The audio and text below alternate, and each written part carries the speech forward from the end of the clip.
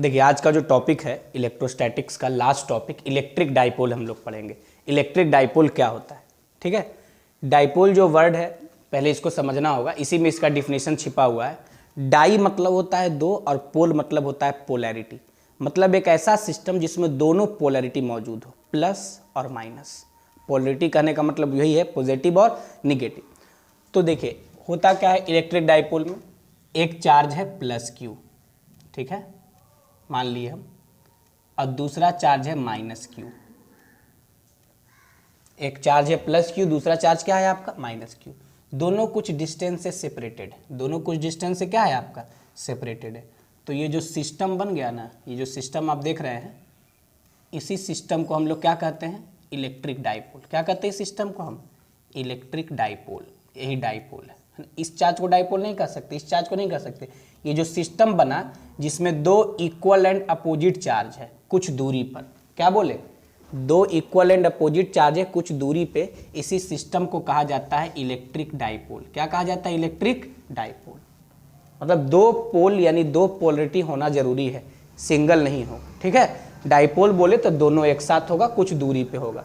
तो electric dipole का definition क्या लिख सकते हैं, लिख सकते हैं ये अरेंजमेंट है जिसमें दो इक्वल एंड अपोजिट चार्ज कुछ दूरी से सेपरेटेड होता है ना।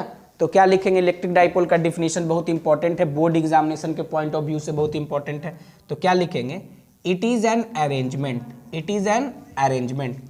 ये एक अरेंजमेंट किस चीज का, it is an arrangement of, है ना, it is an arrangement of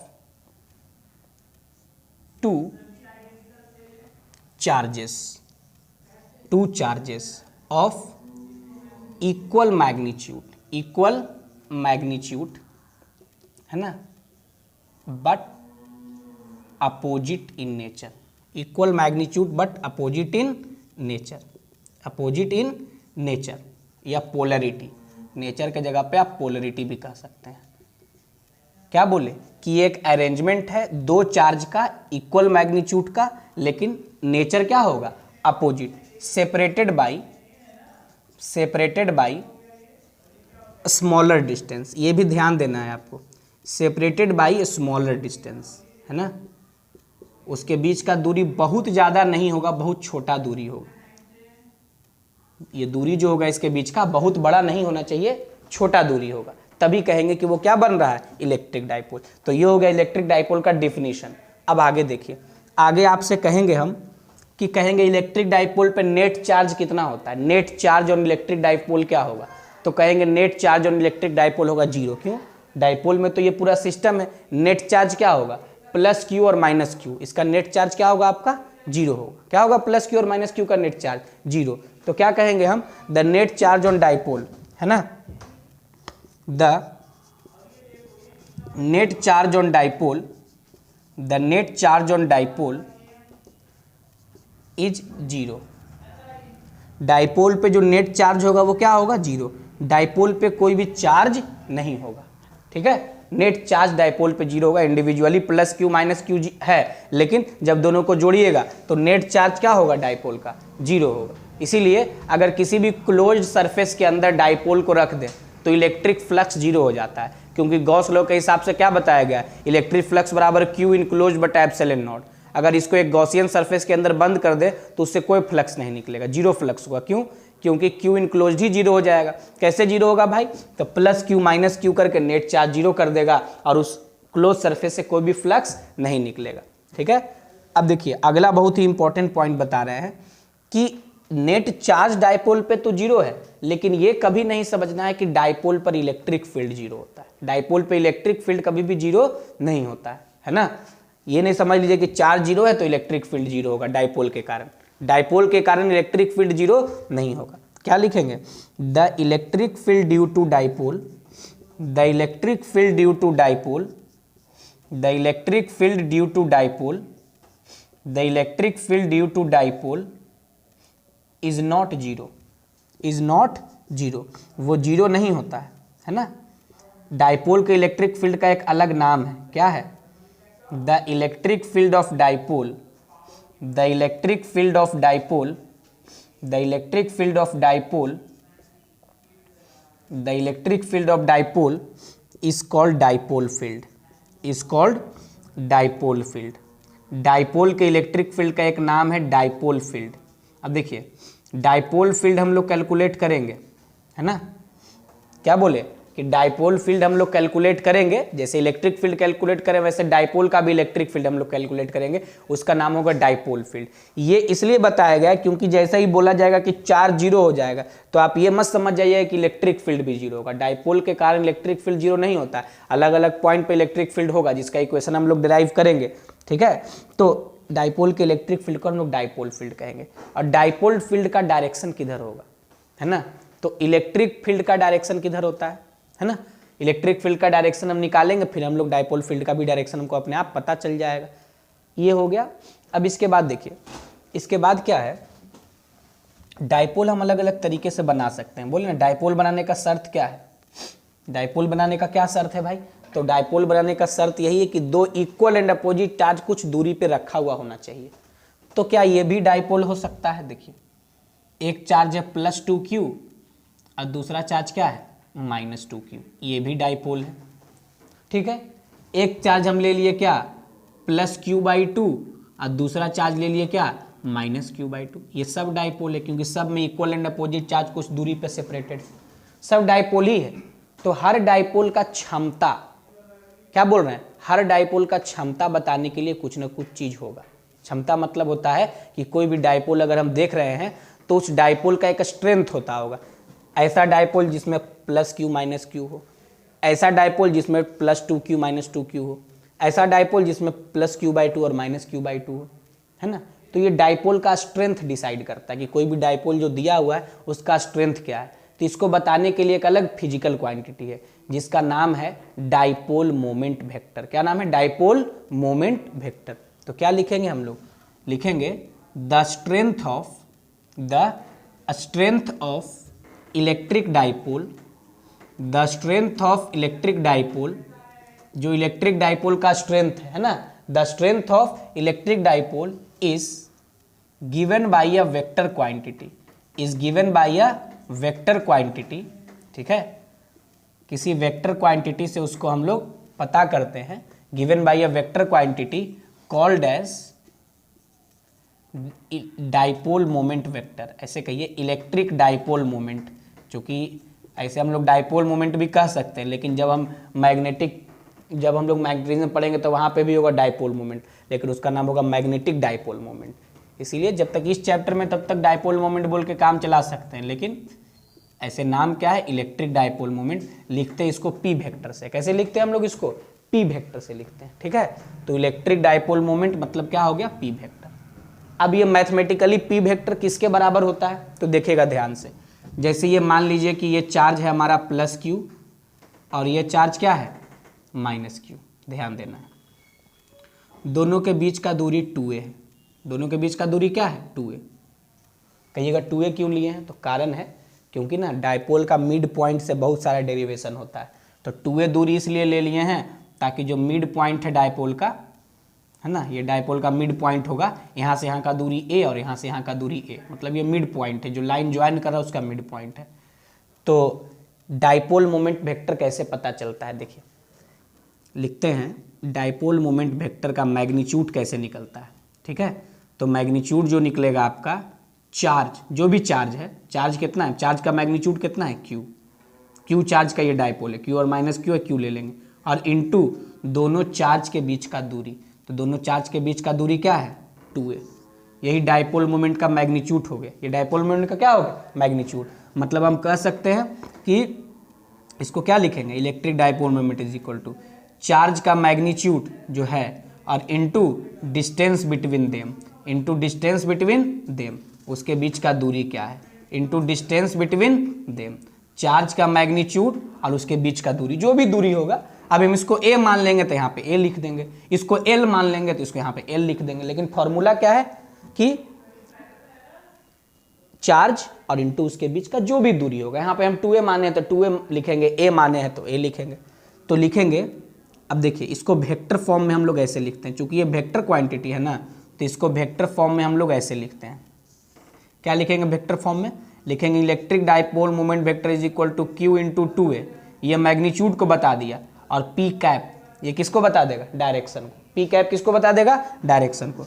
अब ये क्या है, पी कैप क्या है, यूनिट वेक्टर है। क्या है, यूनिट वेक्टर। किस डायरेक्शन में, unit vector in the direction of, unit vector in the direction of क्या, dipole moment vector. Electric dipole moment, ये डाइपोल अभी लिख सकते हैं हम लोग, डाइपोल मोमेंट वेक्टर के डायरेक्शन में क्या है, ये इलेक्ट्रिक फील्ड है, सॉरी यूनिट वेक्टर है। इसका डायरेक्शन किधर होगा, तो ध्यान रखना है, जिधर इलेक्ट्रिक फील्ड का डायरेक्शन होता है उसके अपोजिट डायरेक्शन में डाइपोल मोमेंट वेक्टर का डायरेक्शन होता है। क्या बोल रहा है, जिधर इलेक्ट्रिक फील्ड का डायरेक्शन होता है उसके अपोजिट में डाइपोल मोमेंट वेक्टर का डायरेक्शन होता है। तो इलेक्ट्रिक फील्ड का डायरेक्शन किधर होता है, प्लस चार्ज से माइनस चार्ज की तरफ। पढ़े ऐसा, इलेक्ट्रिक फील्ड का डायरेक्शन किधर होगा, प्लस चार्ज से माइनस चार्ज की तरफ। तो डाइपोल मोमेंट वेक्टर का डायरेक्शन किधर होगा, माइनस चार्ज से प्लस चार्ज की तरफ। तो माइनस चार्ज किधर है, इधर, और इससे इधर। यानी कहिएगा क्या कि the direction of dipole moment vector, the direction of dipole moment vector, the direction of dipole moment vector, the direction of dipole moment vector is, क्या बोल रहे हैं, the direction of dipole moment vector is किधर की तरफ होगा, वो is from negative to positive charge, is from negative to positive charge. कहां से कहां होगा, निगेटिव चार्ज से पॉजिटिव चार्ज की तरफ। ठीक है, negative charge to positive charge, that is opposite to electric field, that is opposite to electric field, electric field के अपोजिट, इलेक्ट्रिक फील्ड के अपोजिट। अब आप कहीं भी इसको क्या कर सकते हैं, बना सकते हैं, जैसे ये प्लस क्यू माइनस क्यू है ना, इलेक्ट्रिक फील्ड जो होगा इधर के तरफ होगा। आपको पता है इस रीजन में इलेक्ट्रिक फील्ड क्या होगा, प्लस से माइनस की तरफ, लेकिन डाइपोल मोमेंट वेक्टर किधर होगा, इस तरफ होगा, है ना। इसमें प्लस इधर है, माइनस इधर है, इसमें भी डाइपोल मोमेंट वेक्टर किधर होगा, इधर की तरफ। ठीक है, माइनस से प्लस की तरफ डाइपोल मोमेंट वेक्टर। और इलेक्ट्रिक फील्ड किधर होता है, इलेक्ट्रिक फील्ड का डायरेक्शन बता चुके हैं, प्लस चार्ज से माइनस चार्ज की तरफ। तो ये था डाइपोल मोमेंट वेक्टर के बारे में बेसिक जानकारी, ये बहुत इंपॉर्टेंट है, ध्यान रखना है। डाइपोल के बाद डाइपोल मोमेंट, चार्ज और इनटू उसके बीच का दूरी गुना कर दीजिएगा, डाइपोल मोमेंट वेक्टर निकल जाएगा। लेकिन उसका डायरेक्शन कैसे निकालेंगे, तो उसका डायरेक्शन निकालने का तरीका ये है कि जिधर भी आपको माइनस चार्ज दिखे, जैसे यहाँ पे आपको बताना है ना, तो माइनस चार्ज से प्लस चार्ज की तरफ ही डाइपोल मोमेंट वेक्टर होगा। मैग्नीट्यूड तो बता ही दिए, Q इंटू 2a। ठीक है, एक बार इसको नोट कर लीजिए, फिर आगे बढ़ेंगे।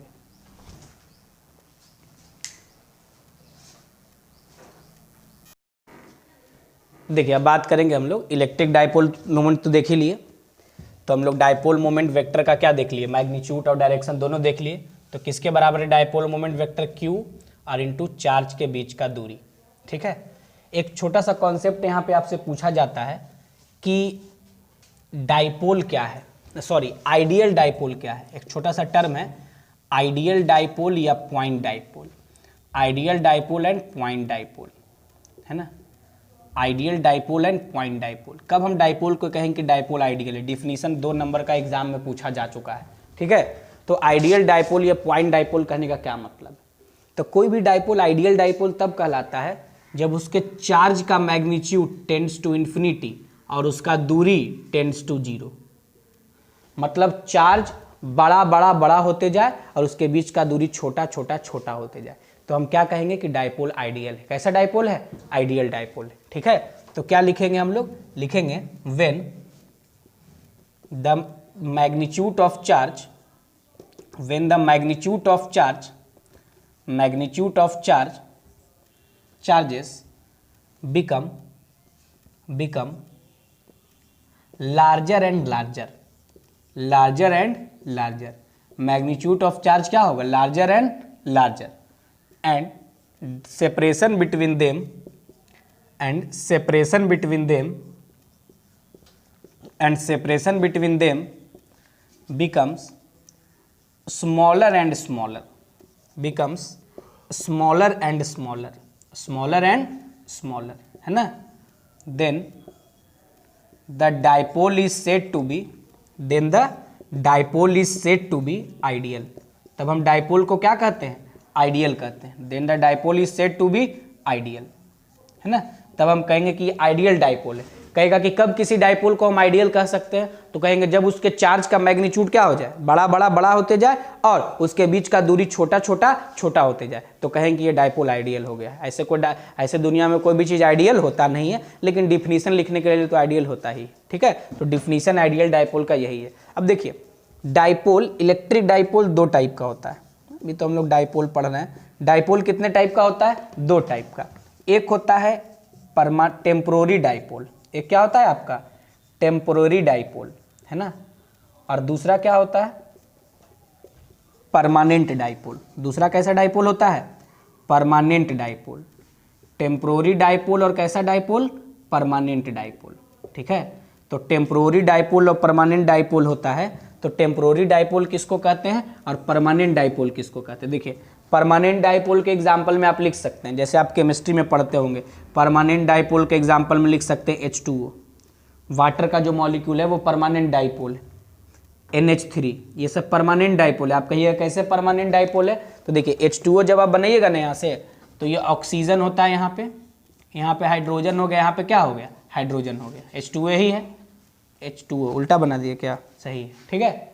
क्या होगा, इस पे आप पढ़े होंगे पार्शियल पॉजिटिव चार्ज होता है और उसके बदले में इस पे पार्शियल निगेटिव चार्ज होता है। इस पे पार्शियल पॉजिटिव चार्ज होता है और उसके बदले में इस पे पार्शियल निगेटिव चार्ज होता है। समझे बात को? तो देखिए पॉजिटिव निगेटिव, ये परमानेंट डाइपोल है। यही काम NH3 में भी होता है। NH3 है ना, अमोनिया, उसमें भी यही काम होगा। नाइट्रोजन पे क्या होगा? हाइड्रोजन पे पार्शियल पॉजिटिव चार्ज होगा और नाइट्रोजन पे उसके बदले में ऐसे होता है ना, ऐसे हमको ज़्यादा केमिस्ट्री नहीं आता है, लेकिन ऐसे बचपन हम लोग पढ़ते हैं NH3 टाइप, है ना, H ऐसे लिख देते हैं और एक प्लस पार्शियल पॉजिटिव और उसके बदले में यहाँ 3 पार्शियल निगेटिव। तो आप कहिए कि डाइपोल बन रहा है, तो कहेंगे यहाँ पे 3 डाइपोल बन रहा है। 1 डाइपोल, 2 डाइपोल, 3 डाइपोल, तीनों का माइनस चार्ज एक ही पॉइंट पे लाई कर रहा है ना। तो ये जो है आपका टेम्पोररी डाइपोल है। वाटर क्या है? Temporary dipole. अब कहिएगा परमानेंट डाइपोल कैसा हो? तो देखिए परमानेंट, ये परमानेंट डाइपोल है। टेम्पोररी डाइपोल कैसा होगा? तो हम अपने हिसाब से बना सकते हैं टेम्पोररी डाइपोल। जैसे देखिए टेम्पोररी डाइपोल से क्वेश्चन भी पूछा जाता है। परमानेंट डाइपोल तो फिक्स है, डाइपोल मोमेंट वाटर का फिक्स है, इसका बॉन्ड लेंथ, ये तो दूरी आपको पता होगा, बॉन्ड लेंथ वही काम करता है, दोनों Q/2A का काम वही करेगा, ठीक है। अब देखिए क्या है कि टेम्पोररी डाइपोल कैसे होता है। जैसे मान लीजिए यहाँ पे चार्ज हम रख दिए कितना, देखिएगा ध्यान से, डाइपोल बनता है कैसे, कितना डाइपोल बनता है, ये सब हम लोग समय के साथ पता कर लेंगे।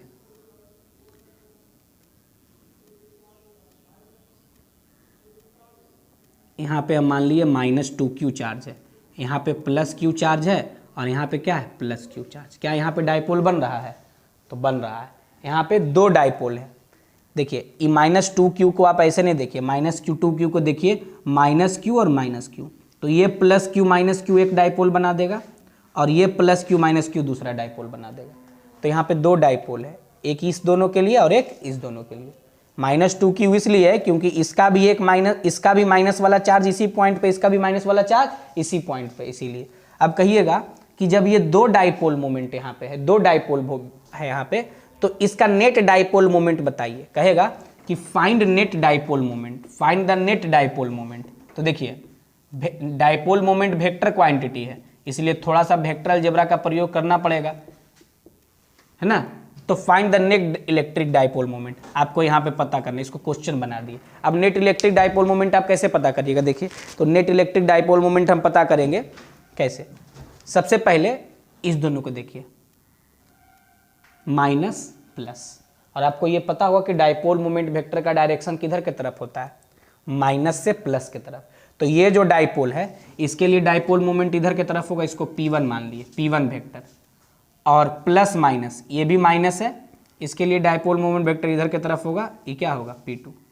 P1 और P2 के बीच का एंगल कितना है? 90 डिग्री। कितना एंगल है P1 और P2 के बीच का? P1 और P2 इसके बीच का एंगल कितना है भाई? 90 डिग्री, है ना। 90 डिग्री जब इसके बीच का एंगल है तो नेट डाइपोल मोमेंट क्या होगा? यहीं से पास करेगा, यही नेट डाइपोल मोमेंट होगा। कैसे पता करेंगे? तो दोनों 90 डिग्री पे है ही, तो नेट डाइपोल मोमेंट का मैग्नीट्यूड कैसे निकल जाएगा? निकल जाएगा √P1 का स्क्वायर प्लस P2 का स्क्वायर। अब कहिएगा P1 क्या होगा? तो P1 इसके लिए लिखे हैं ना, तो P1 बराबर क्या होगा, चार्ज और उनटू इसके बीच का दूरी। तो दूरी नहीं दिया हुआ, मान लीजिए ये दूरी x है, मान लीजिए ये दूरी क्या है x, दोनों चार्ज के बीच का दूरी क्या है x, तो q इंटू एक्स। उसी तरीके से P2 बराबर भी क्या होगा, q इंटू, क्योंकि दोनों तरफ तो सेम ही चार्ज है, मतलब P1 और P2 बराबर है। तो P1 और P2 बराबर है, तो सीधे सीधे रिजल्टेंट आप किसके बराबर लिख सकते हैं, √2 इंटू पी। किसके बराबर लिख सकते हैं, √2 इंटू पी। तो P वेक्टर का अच्छा √2 इंटू पी के जगह पे हम लोग डायरेक्ट लिख देते हैं QX, है ना। तो नेट डाइपोल मोमेंट किसके बराबर हो जाएगा, इसको नेट डाइपोल मोमेंट कर देते हैं। नेट डाइपोल मोमेंट किसके बराबर हो जाएगा, √2 QX। यानी एक से ज़्यादा डाइपोल मौजूद हो तो डायरेक्शन वाला रूल लगाइए, माइनस से प्लस, माइनस से प्लस, दो डाइपोल निकल के आ गया, दोनों का रिजल्टेंट ही सिस्टम का नेट डाइपोल होगा, है ना। अब देखिए, अब एक क्वेश्चन आप अपने से ट्राई करिएगा बना के। कैसे बना के ट्राई करना है, जैसे मान लीजिए कि हम दे दिए एक चार्ज, यहाँ दे दिए कितना, एक चार्ज हम यहाँ दे दिया आपका +2Q, ठीक है।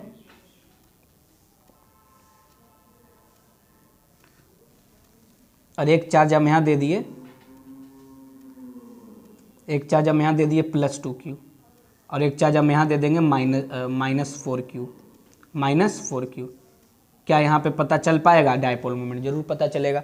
दोनों के बीच का दूरी अलग अलग मान लेते हैं, ये वाला दूरी, इस दूरी को हम मान लेते हैं, इस दूरी को मानते हैं x, और इस दूरी को हम क्या मानते हैं 2x, और कहेंगे बताइए डाइपोल मोमेंट वेक्टर का डायरेक्शन क्या होगा और मैग्नीट्यूड क्या होगा नेट डाइपोल मोमेंट का। तो कहिएगा यहाँ भी दो डाइपोल बन रहा है, कैसे, तो +2Q -2Q, +2Q -2Q, तो -2Q यहाँ पे क्या हो गया, -4Q हो गया। तो दो डाइपोल बन रहा है, एक इधर और एक इधर। तो कहेंगे नेट डाइपोल मोमेंट वेक्टर का डायरेक्शन क्या होगा, तो इसी तरीके से बनाएंगे। पहले इसके लिए निकालिए, फिर इसके लिए निकालिए, दोनों 90 डिग्री पे होगा, दोनों का रिजल्टेंट निकालिए, ठीक है। तो इसको आप अपने से ट्राई करिए, फिर हम सॉल्व करते हैं।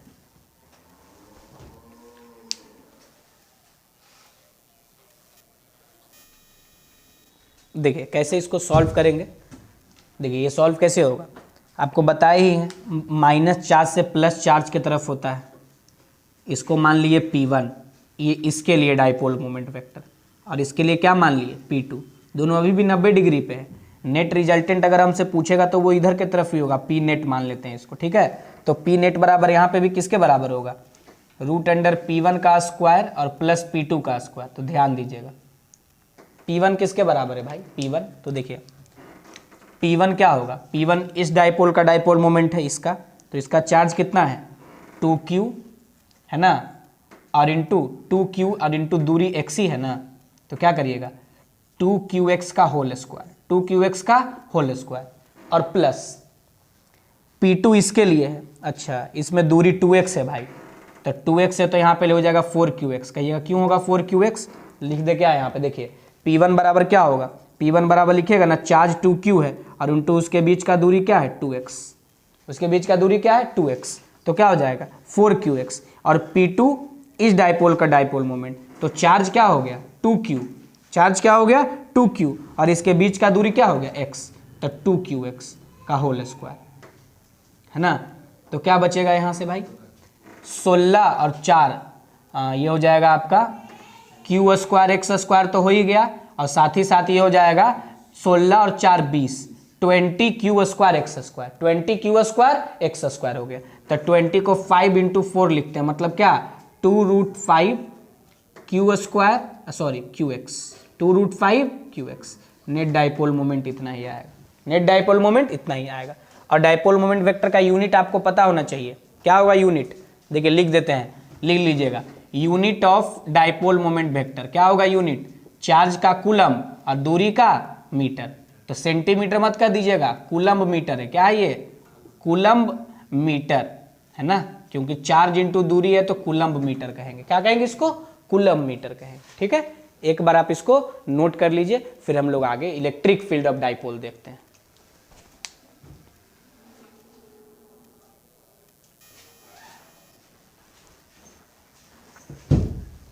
देखिए अब यहाँ पे हम लोग बात करेंगे इलेक्ट्रिक फील्ड डाइपोल का, ये डेरिवेशन है, बोर्ड के पॉइंट ऑफ व्यू से ये पूरा डेरिवेशन इंपॉर्टेंट है, कॉम्पिटिटिव पॉइंट ऑफ व्यू से जो रिजल्ट आएगा वो आपके काम करने के लिए बहुत ही इंपॉर्टेंट है। ठीक है, तो देखिए, तो इलेक्ट्रिक फील्ड का दो सिचुएशन है यहाँ पे, एक इसके एक्सियल लाइन पर निकालते हैं, दूसरा इसके इक्वेटोरियल लाइन पर निकालते हैं। तो हम लोग अभी बात करेंगे इलेक्ट्रिक फील्ड उसके एक्सियल लाइन पे निकालने के लिए, है ना, कि उसके एक्सियल लाइन पे इलेक्ट्रिक फील्ड कितना होता है। तो देखिए क्या करेंगे यहाँ से कि electric field due to dipole axial line पे, ठीक है, ये प्लस क्यू चार्ज है, ये माइनस क्यू चार्ज है, ध्यान दीजिएगा, ये प्लस क्यू चार्ज है, ये क्या है, माइनस क्यू चार्ज है। दोनों चार्ज के बीच का दूरी हम 2a मान लिए। 2a क्यों माने हैं, ताकि सेंटर से चार्ज का दूरी हम a मान सके, क्योंकि 2a मानने से बहुत सारा काम हमारा आसान होता है, इसीलिए 2a माने, नहीं तो फिर कैलकुलेशन लेंदी चला जाएगा। ऐसा नहीं कि a मानेंगे तो नहीं बनेगा, लेकिन 2a माने जिससे हमारा काम बहुत ही आसान हो सकता है। ठीक है, तो देखिए 2a मान लिए हैं। अब हमको ये पॉइंट A है, यहीं पे हमको इलेक्ट्रिक फील्ड निकालना है। ये पॉइंट A है, यहीं पे हमको क्या करना है, इलेक्ट्रिक फील्ड निकालना है। तो हम लोग इलेक्ट्रिक फील्ड एक से ज़्यादा चार्ज रहता है तो कैसे निकालते हैं, एक चार्ज के कारण निकालते हैं, फिर दूसरा चार्ज के कारण निकालते हैं, और दोनों का वेक्टर सम कर देते हैं। दोनों का क्या कर देते हैं, वेक्टर सम कर देते हैं। तो देखिए ये प्लस क्यू चार्ज है ना, प्लस क्यू चार्ज के कारण इस ए पॉइंट पर इलेक्ट्रिक फील्ड क्या होगा, पॉइंट से दूर। ठीक है, ये माइनस क्यू चार्ज है, माइनस क्यू चार्ज के कारण इस ए पॉइंट पर इलेक्ट्रिक फील्ड क्या होगा, पॉइंट के तरफ। जानते हैं ना, माइनस चार्ज अगर सोर्स चार्ज निगेटिव हो तो इलेक्ट्रिक फील्ड उसके तरफ, अगर सोर्स चार्ज पॉजिटिव हो तो इलेक्ट्रिक फील्ड उससे दूर। तो ई ड्यू टू प्लस क्यू लिख दिए छोटा सा, ई ड्यू टू माइनस क्यू, सारा दूरी है ना, जो पॉइंट पे हमको इलेक्ट्रिक फील्ड निकालना उसका दूरी सेंटर से लिए हैं, क्योंकि जो भी फॉर्मूला, जो भी डेरिवेशन एनसीईआरटी में किया हुआ है, सबसे हम कहीं से भी लेके कर सकते हैं, लेकिन जो स्टैंडर्ड डेरिवेशन है वो आपका यहाँ से किया गया है।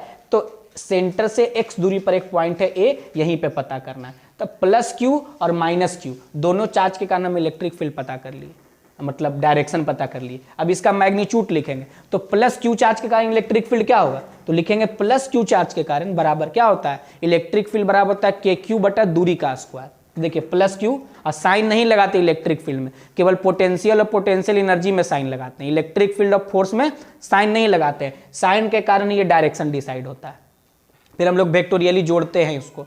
तो देखिए प्लस क्यू चार्ज के कारण क्या होगा, के क्यू, और प्लस चार्ज से इस पॉइंट का दूरी कितना है, तो देखिए यहां से यहां का दूरी a और यहां से यहां का दूरी x, तो इस यहां से यहां का दूरी क्या हो जाएगा, x प्लस a, तो के क्यू और डिवाइडेड बट्टा x प्लस a का होल स्क्वायर।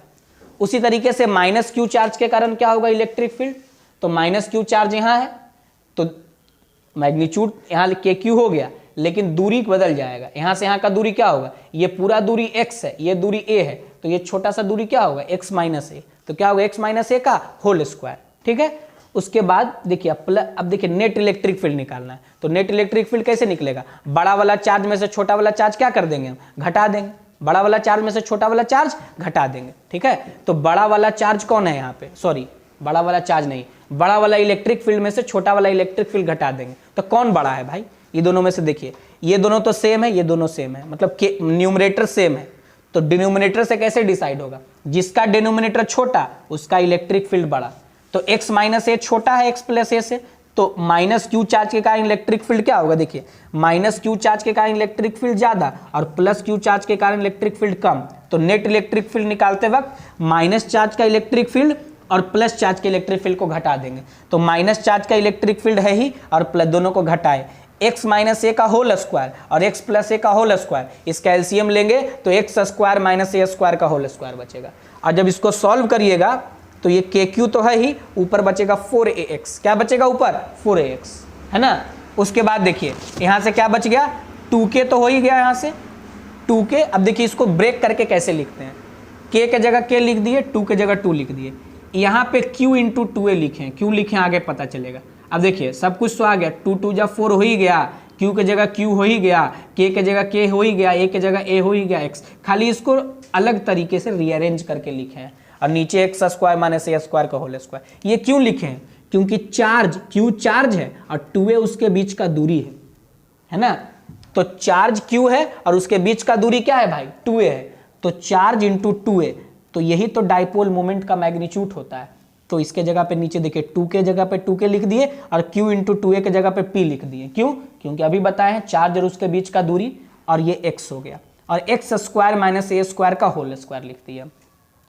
तो एक्सियल लाइन पे नेट इलेक्ट्रिक फील्ड क्या आ गया, k को लिख दिए 1/4 पाई एप्सिलॉन नॉट, 2 के जगह 2, p के जगह p, x के जगह x और एक्स स्क्वायर माइनस ए स्क्वायर का होल स्क्वायर। ये जनरल फॉर्मूला है डाइपोल के एक्सियल लाइन पे इलेक्ट्रिक फील्ड को पता करने का। लेकिन अगर कह दिया जाए कि शॉर्ट डाइपोल है, तो शॉर्ट डाइपोल हम वैसे डाइपोल को कहते हैं जिसके लिए x मतलब पॉइंट ऑफ ऑब्जर्वेशन का दूरी सेंटर से बहुत दूर हो in comparison to separation between charge. x अगर a से बहुत बहुत बड़ा होगा तो जो इसका डिनोमिनेटर है ना एक्स स्क्वायर माइनस ए स्क्वायर का होल स्क्वायर, x पे पावर 4 इसको हम लिख सकते हैं। क्यों, a स्क्वायर को नेग्लेक्ट कर देंगे, बहुत छोटा है तो उसको इग्नोर मार सकते हैं, इसका कोई औकात नहीं होगा फिर इसके सामने। तो ये क्या बचेगा, x पे पावर 4 बचेगा। क्या बचेगा, ये x पे पावर 4। तो लिखिएगा E axial 1/4 pi epsilon naught 2px और x पे पावर 4 ने डिनोमिनेटर के जगह पे लिख दिए। एगो x से कट गया यहाँ पे x क्यूब बचेगा। तो आ गया 1/4 pi epsilon not 2p/x cube, या इसको कह सकते हैं 2kp/x क्यूब। बहुत ही कॉमन है ये फॉर्मूला बहुत कॉमन है, लेकिन इसके साथ डिमेरिट क्या है कि इसको केवल हम शॉर्ट डाइपोल के लिए यूज कर सकते हैं। लिखे valid only for short dipole, बाकी जनरल फॉर्मूला अभी भी यही है ना। अब इस चूंकि इलेक्ट्रिक फील्ड वेक्टर क्वांटिटी है, इसीलिए डाइपोल मोमेंट वेक्टर में जो है ना उसको वेक्टर फॉर्म में भी हम लोग लिखते हैं। कैसे, क्या लिखेंगे, ई बराबर, यहाँ माइनस साइन लगा देंगे, यहाँ वेक्टर लगा देंगे। तो दो वेक्टर, एक एलएचएस में एक आरएचएस में। माइनस साइन क्या बता रहे हैं कि दोनों का दिशा अपोजिट है। क्यों, क्योंकि आपको बता चुके हैं कि डाइपोल मोमेंट वेक्टर और इलेक्ट्रिक फील्ड एक दूसरे का अपोजिट होता है। इलेक्ट्रिक फील्ड प्लस से माइनस चार्ज की तरफ होता है और डाइपोल मोमेंट माइनस से प्लस चार्ज की तरफ होता है। तो यही बताएं कि दोनों एंटी पैरेलल है, इस माइनस साइन का यही सिग्निफिकेंस। ठीक है, तो ये एक्सियल लाइन पे इलेक्ट्रिक फील्ड निकाल लिए। अब अगला चर्चा हम लोग करेंगे इक्वेटोरियल लाइन पे इलेक्ट्रिक फील्ड निकालेंगे। उसके पहले आप इसको नोट कर लीजिए।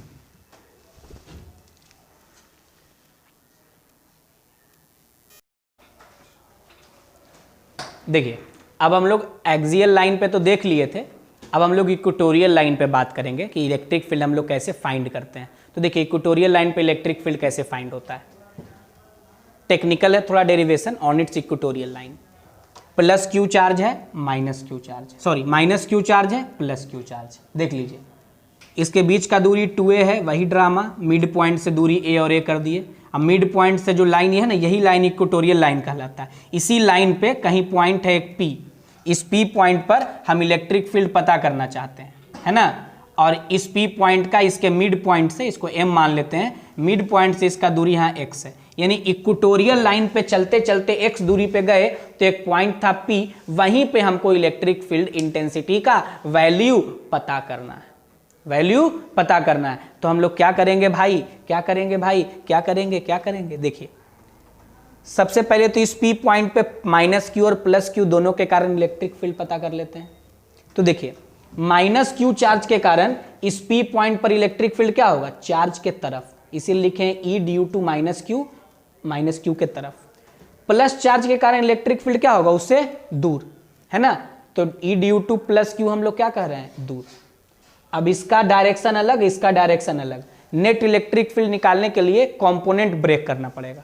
तो मान लिए कि ये एंगल थीटा है, ये एंगल क्या है, थीटा, है ना। ये दोनों तो बराबर है, ये सेंटर से लाइन गया है ना मिड पॉइंट से, तो ये भी एंगल थीटा होगा, ये भी एंगल थीटा होगा। तो ये थीटा, तो अल्टरनेट इंटीरियर एंगल से ये भी एंगल क्या हो जाएगा, थीटा। तो ये अगर थीटा हो गया तो देखिए कंपोनेंट कैसे टूटेगा, E माइनस क्यू का कंपोनेंट कैसे टूटेगा, थीटा के तरफ वाला कंपोनेंट कॉस में, तो E minus Q cos theta, और थीटा से दूर वाला कंपोनेंट साइन में, तो E minus Q sine theta. अब प्लस क्यू इधर है, इसका भी कंपोनेंट तोड़ेंगे, ये एंगल थीटा तो ये भी थीटा ही होगा, है ना, दोनों बराबर है मैग्नीट्यूड वाइज। कैसे, तो देखिए प्लस क्यू चार्ज के कारण इलेक्ट्रिक फील्ड कितना होगा, के क्यू और बटा दूरी का स्क्वायर। तो चार्ज और पॉइंट के बीच का दूरी क्या है, root under X square plus A square. इसका होल स्क्वायर करेंगे तो खाली क्या बचेगा, एक्स स्क्वायर और प्लस क्या हो गया, ए स्क्वायर, है ना। उसी तरीके से माइनस क्यू चार्ज के कारण, देखिए तो प्लस क्यू के कारण हो गया, माइनस क्यू चार्ज के कारण भी वही होगा, के क्यू और दूरी का स्क्वायर। तो दूरी तो सेम ही है ना, ये दूरी और ये दूरी, उसका स्क्वायर करेंगे तो root under X square plus A square का होल स्क्वायर क्या होगा, X square plus A square. तो देखिएगा कि चार्ज सेम है, दूरी सेम है, तो प्लस क्यू चार्ज और माइनस क्यू चार्ज के कारण इलेक्ट्रिक फील्ड इंटेंसिटी का मैग्नीट्यूड सेम है। डायरेक्शन भले ही अपोजिट है लेकिन मैग्नीट्यूड क्या है, सेम है। तो मैग्नीट्यूड अगर सेम है भाई, तो मैग्नीट्यूड सेम है तो हम क्या कर सकते हैं, मैग्नीट्यूड सेम है तो हम जब कंपोनेंट रिजॉल्व करेंगे तो बहुत हेल्प होगा हमको। कैसे हेल्प होगा, देखिए क्या करेंगे, जैसे जो माइनस क्यू चार्ज इसका तो कंपोनेंट तोड़ दिए, थीटा के तरफ वाला कंपोनेंट कॉस में, यानी एडजेसेंट कंपोनेंट कॉस में, और थीटा से दूर वाला कंपोनेंट साइन में, हो गया। अब उसी तरीके से प्लस क्यू वाले का तोड़िए, ये थीटा ये भी थीटा है, दोनों बराबर ही है, तो इसका भी एडजेसेंट कंपोनेंट कॉस वाला कंपोनेंट, थीटा वाला कंपोनेंट इधर, कॉस थीटा वाला इधर, E plus Q cos theta. अब ये क्या है, E plus Q sine theta, क्यों, थीटा से दूर वाला कंपोनेंट साइन में। अब देखिए माइनस क्यू चार्ज का साइन थीटा वाला कंपोनेंट और प्लस क्यू चार्ज वाला का साइन थीटा वाला कंपोनेंट कैंसिल कर देगा, क्यों, थीटा तो सेम है ही और E minus Q plus Q भी सेम है, इसीलिए लिखे हैं ई प्लस क्यू का साइन थीटा वाला कंपोनेंट और ई माइनस क्यू का साइन थीटा वाला कंपोनेंट कैंसिल कर देगा, क्योंकि मैग्नीट्यूड सेम है और डायरेक्शन क्या है, अपोजिट है। बचेगा क्या, खाली प्लस क्यू और माइनस क्यू का कॉस वाला कंपोनेंट।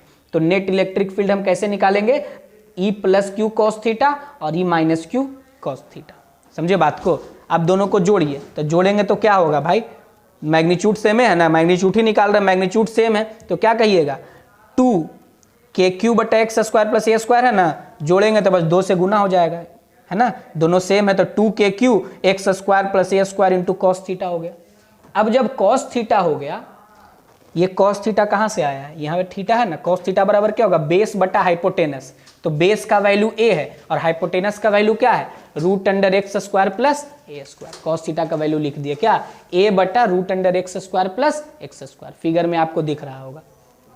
तो net electric field equatorial line पे क्या होगा, 2 K Q X square plus A square और कॉस थीटा के जगह पे लिख देंगे ए और डिवाइडेड बटा X square plus A square पे पावर 1/2, ठीक है। तो लिखेंगे के के जगह के लिख दिए, क्यू के जगह क्यू लिख दिए और इंटू 2a। क्यों ऐसा लिख रहे हैं, क्योंकि हम इसको डाइपोल मोमेंट लिखेंगे और नीचे क्या होगा, X square plus A square है और यहाँ पे x square plus A square पे पावर 1/2 है, बेस सेम होगा तो पावर जुड़ जाएगा, 3/2 हो गया। अब इसको p लिख दिए तो के पी बटा X square plus A square पे पावर 3/2, है ना। तो लिख सकते हैं 1/4 pi epsilon naught P X square plus A square पे power 3/2 where p is q into 2 है, q इंटू 2 है। शॉर्ट डाइपोल के लिए क्या कहेंगे हम लोग, फिर से शॉर्ट डाइपोल के लिए भी काम करना है, तो शॉर्ट डाइपोल के लिए हम लोग कहेंगे कि x a से बहुत बड़ा होगा तभी डाइपोल शॉर्ट होगा, और जैसे ही x a से बड़ा होगा तो x square plus A square पे पावर 3/2 को हम क्या लिख सकते हैं, x का क्यूब, क्या लिख सकते हैं, x का क्यूब, ठीक है। तो x का क्यूब लिख दिया हम, बस इसके जगह पे x क्यूब लिख दिए, तो क्या बचेगा, के पी बटे एक्स क्यूब। केवल किसके लिए फॉर्मूला वैलिड है, शॉर्ट डाइपोल के लिए। ऑब्जेक्टिव में या छोटा मोटा क्वेश्चन इसी से बनाया जाता है, इस फॉर्मूला से आपके लेवल में बोर्ड लेवल या मतलब बहुत कम सवाल पूछा जाता है। ऐसे जनरल फॉर्मूला आपको ध्यान रखना है, वहीं से ये डिराइव हुआ है। और याद करिए जब आपको एक्सियल वाला बताया था शॉर्ट डाइपोल के लिए तो 2 के पी बटे एक्स क्यूब था, यहाँ पे के पी बटे एक्स क्यूब है। तो एक्सियल और इक्वेटोरियल के इलेक्ट्रिक फील्ड को जब डिवाइड करेंगे तो रेशियो कितना होगा उसका, 2। केवल किसके लिए, शॉर्ट डाइपोल के लिए, हमेशा नहीं, valid only for short dipole, ठीक है। तो आज के लेक्चर में जो भी चीज़ बताया गया है वो डेरिवेशन बोर्ड एग्जाम के पॉइंट ऑफ व्यू से इंपॉर्टेंट है और ये सब रिजल्ट कॉम्पिटिटिव अप्रोच के लिए इंपॉर्टेंट है। इसको आप नोट कर लीजिए, फिर आगे हम लोग पढ़ेंगे इलेक्ट्रिक पोटेंशियल डाइपोल के कारण, ठीक है। इलेक्ट्रिक पोटेंशियल चूंकि स्केलर क्वांटिटी है इसीलिए डेरिवेशन आसान होगा इससे, है ना। तो इसको नोट करिए, फिर हम आगे वीडियो में मिलेंगे। Thank you.